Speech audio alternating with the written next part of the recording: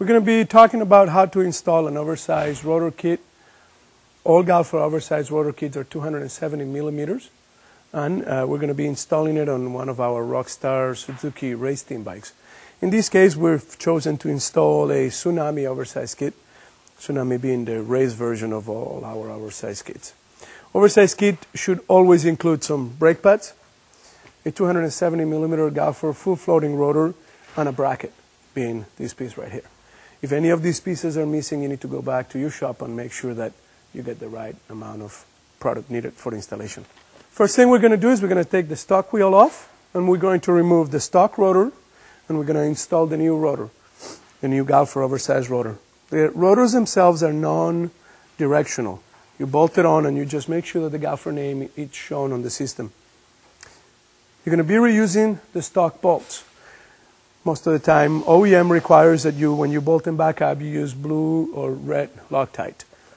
So you just go ahead and purchase some and install them back up. This is the original rotor, and that's the Galfer rotor. As you can see, you're going bigger. You're getting a much bigger sweeping area on the oversized kit. That's going to require that we install next a bracket that it's going to allow to push that caliper away and allow for the bigger sweeping areas.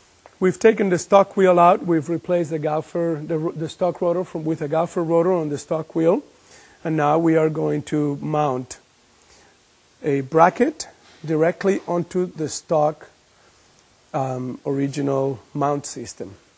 You're going to remove the caliper, install our bracket by reusing the stock bolts.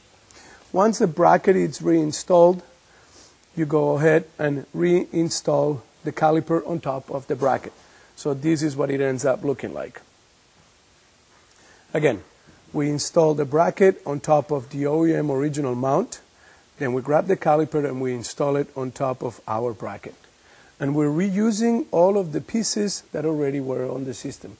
There is no need to go out and purchase anything else on this system. All of the oversized kits include installation instructions for the bracket. You do have to reuse and spring, as well as you need to lubricate some of the caliper assemblies that you're going to be reusing. So do make sure that read through the instructions. The instructions are very clear, and it tells you what pins and what rubber grommets need to be reused to install back on the bike again. We've gone ahead and reinstalled the front wheel. You do want to make sure before you try to put the front wheel back on that your caliper pistons are open and that the brake pad it's going to leave you enough space to put the rotor back inside. Otherwise, you're going to try to put the rotor inside and you're going to be fighting with the brake pads. Once the system has been installed, you need to make sure that the wheel spins freely and that there's nothing, again, hitting anywhere. You should not be hearing any grinding sounds or anything like that. Once you've seen the system, it's spinning freely, what we usually do is we hold on to the brake lever and then start the process of tightening everything up.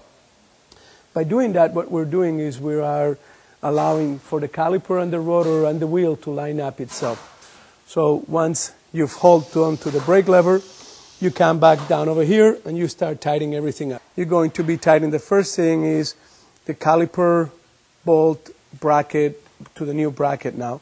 That's 10 foot-pounds of torque. Obviously follow your OEM. On this bike it's 10 foot-pounds of torque. Perhaps on a different bike it might be different. Then you're going to bolt, make sure that your your rotors are bolted properly. Those I believe are 14 foot-pounds of torque. And then you're going to center, lastly, the one on the center axle, and that's 24 foot-pounds of torque on this machine. So again, we're going to go from the outside towards the inside, lining everything up properly. What we're looking for at the end is perfect wheel spin, not to have any drag whatsoever. Once everything is tied up, the front oversized kit, it's ready to go and install.